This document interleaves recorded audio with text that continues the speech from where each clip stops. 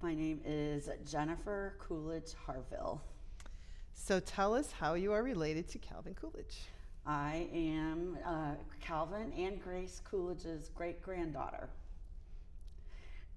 This is through their son John. John had two daughters, and Lydia, their younger daughter, was my mother. Awesome. And how many siblings do you have? I have one sibling, and his name is John Sales. He is 4 years younger than I, and me, 4 years younger than me, and he lives in Portland, Maine, with his wife Sonia, and two children, October and Ezra. Awesome. So how many descendants are in the direct line of Calvin Coolidge today? So in the direct line of Calvin Coolidge, there would be a total of 9 descendants. In my generation, there's 3 of us: me, my brother John, our cousin Christopher Jeter, and then each of us have 2 children. So I have 2 children. David and I have 2 children, Sheridan and Jake. And Christopher has 2 children, Kyle and Chase, and then we have October and Ezra, who are Sonia and John's children. Awesome. Yeah. So tell me about Plymouth Notch and your experience there. So Plymouth Notch is a wonderful place to visit. I visited there for the first time when I was a baby, maybe 6 weeks old or something like that. At the time, we lived in Ashburnham, Massachusetts, and my parents would bring me up to the Notch on a regular basis. With my brother and I would both be up there, and it was a visit to our grandparents. It wasn't necessarily going up to the Notch all the time to do Coolidge, to talk about Coolidge events or do Coolidge activities, but first and foremost, especially when we were younger children, we were visiting our grandparents, and that was what made it special. So when did you realize that you had this more of a presidential legacy? When did that part take you? I realized that the presidential legacy was really there and inherent, probably as a teenager, and that's when I began to sort of sit up and notice that wow, there's important things happening here. There's a legacy here, and it was really. It was exciting. It was sort of awe-inspiring. It's humbling. I learned that I should not brag about it. The Coolidges were not braggers. We were very modest people. I learned that from my grandparents. But I became very aware of it as a teenager, watching my grandparents on the board of trustees. And then I became even more aware of it as I went into my 20s. Basically, what happened, I assumed that I would be out of the limelight and watch my mother and my aunt sort of blossom and take the reins, so to speak, and live. I assumed they were going to live into their 80s. We think our relatives are just going to be around for a long time. Unfortunately, both of them had cancer. And so my aunt passed away when she was 57. At my age, I was 17. And then my mother was diagnosed, with breast cancer when I was in college. And several years after that, I realized that, she was fighting it, but it wasn't going to go away forever. This is when I realized that she's not going to be around as long as I thought. And that is when it occurred to me that the next generation is going to need to step up. And I have a really steadfast responsibility for carrying on the Coolidge legacy. That's great. I'm sorry about your mother. Thank and you. your aunts. Thank you. But Yeah. that's great that you're carrying it on now. Yeah, So you are a trustee of the foundation. I am. So what do you think is the most important fact about Coolidge that the foundation needs to impart? That's a good idea. I think that the foundation needs to just get Coolidge's name out there, out to the public, especially to children in middle school and in high school. We're not having, civics aren't being taught as much as they used to. Even when I was in school, we kind of skipped over the 1920s. We talked about World War I, and then skipped over the 20s, didn't really mention Coolidge.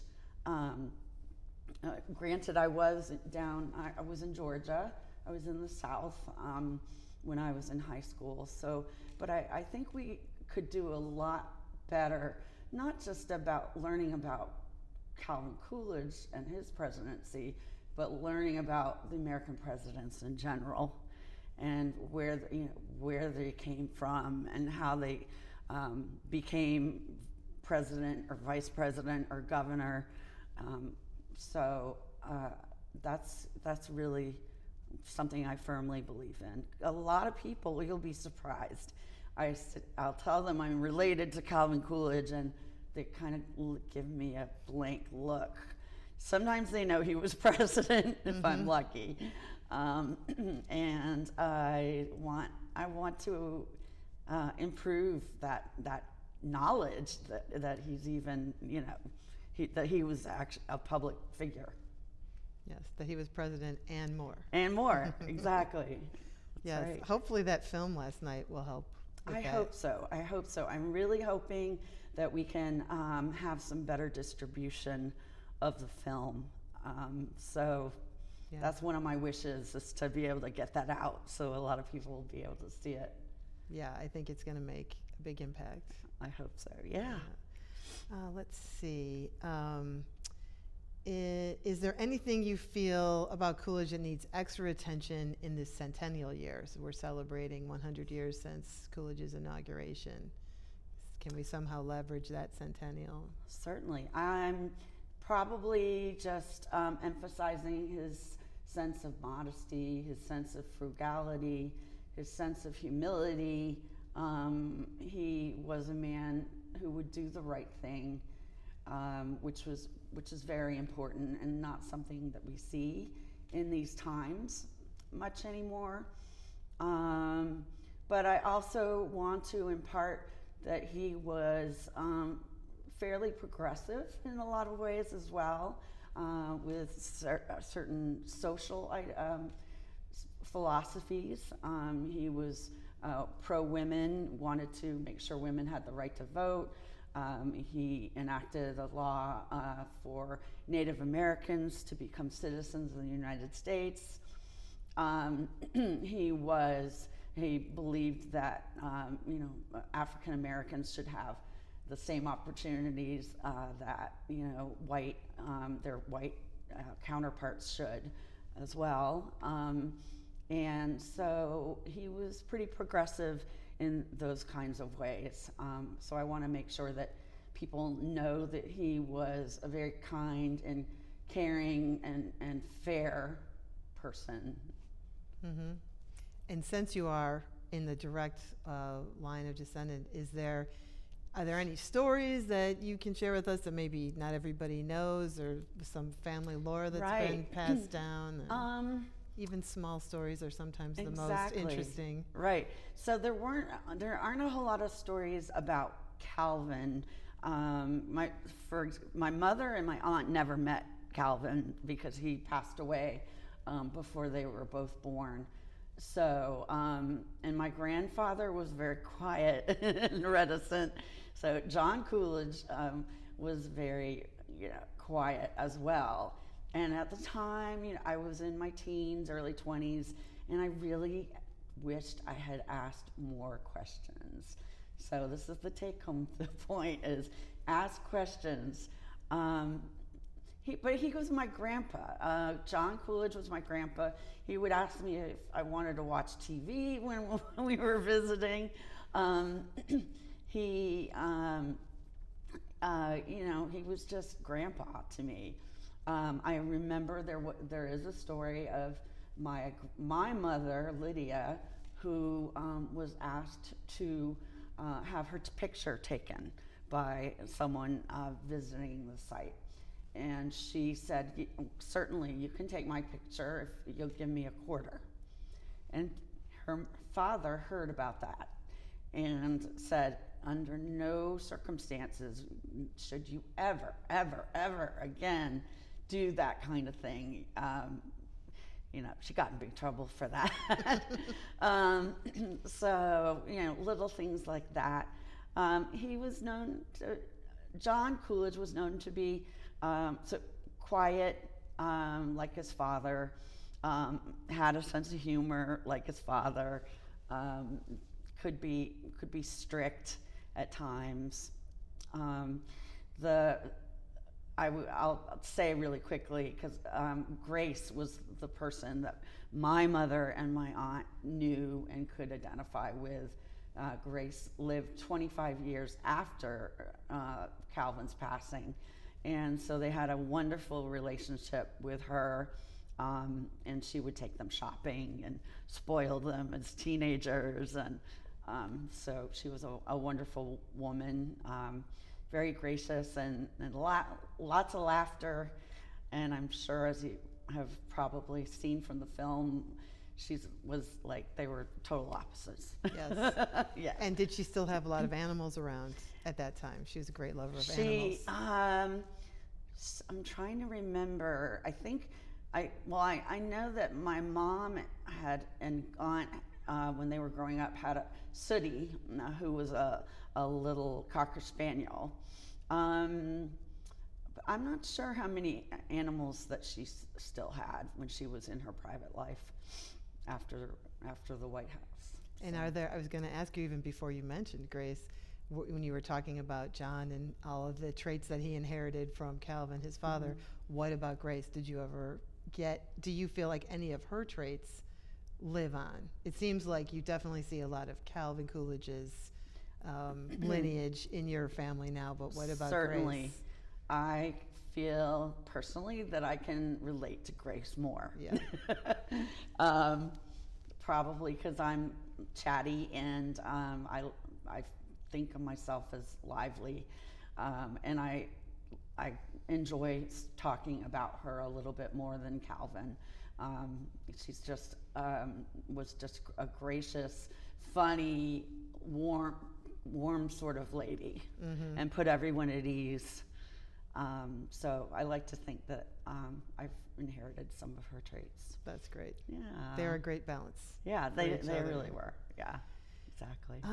Is there anything, since you've been at the conference for a couple of days now, obviously you know a lot about Calvin Coolidge, but you've seen different panels and speakers talk about different aspects of Coolidge and his presidency and what's happening in that world of the 20s. Is there anything that has struck you as something sort of new, or maybe you hadn't thought of or hadn't thought about as deeply as something that has sparked, from hearing Certainly. the talks? I think I'm learning a little bit more about the economic side of things that were happening during his time in the 1920s, getting a little bit of a better understanding of where he came from in terms of certain bills that the pocket veto, and certain bills that he would refuse to pass, and that kind of thing, because that's been a little bit more of a difficult subject for me to understand. So this has been helpful to get a little more of that. Good. So, yeah. Well, thank you very much for giving us your time, sharing your personal stories, and You're very welcome. thank you for being a trustee of Yeah. the Coolidge Foundation. And I have to give a little plug for the school scholarship yes, please. program. The scholarship program is for juniors in high school, and it's a wonderful program that juniors can enter. It's usually thousands of kids who come in. At first they have to read the autobiography, then they have to write 2 to 3 essays. One is usually pertaining to the autobiography and Coolidge, and then there might be one about what their aspirations are, and then their grades are looked at, and they get letters of recommendations from their teachers and mentors. So it's really it's really hard, but worth it to be able to try to get the full funding, full scholarship for any kind of university or college in the nation. So I highly recommend. And studying that. any major. Exactly, and it's not just for not just for philosophy or history. There's so many very interesting majors that are out there. Many scientific, STEM types of subjects. I have read and been on a jury for these scholarships. So it's really fascinating to read what they've done and what they've achieved and who they've worked with and done research with, and it's just mind blowing what these kids can do. So Yeah, they're really impressive. yeah.